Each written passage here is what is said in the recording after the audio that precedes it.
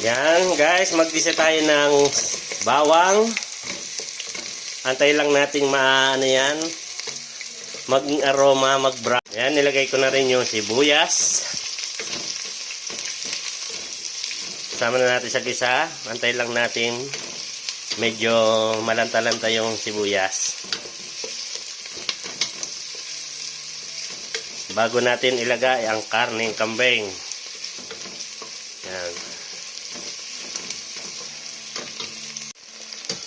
Yan guys, sunod na natin ang karneng kambing.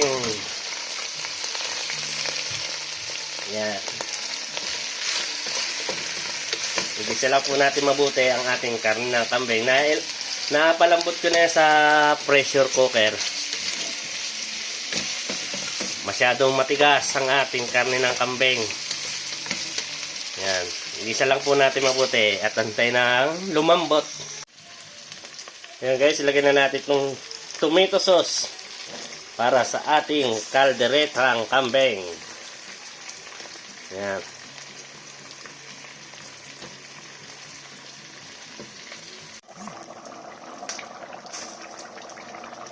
Yan guys, inaantay lang natin umatikati yung sabaw ng ating kalderetang kambing.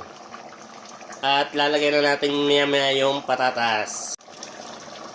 Yan guys, nailagay na natin yung cheese at saka rino. Hindi ko na naisama sa video dahil mahirap. Solo lang kasi. Antayin na lang natin siyang kumatikati ng konti. Yan guys, luto ng ating kalderetang kambing. Pwede na uminom. Shot na.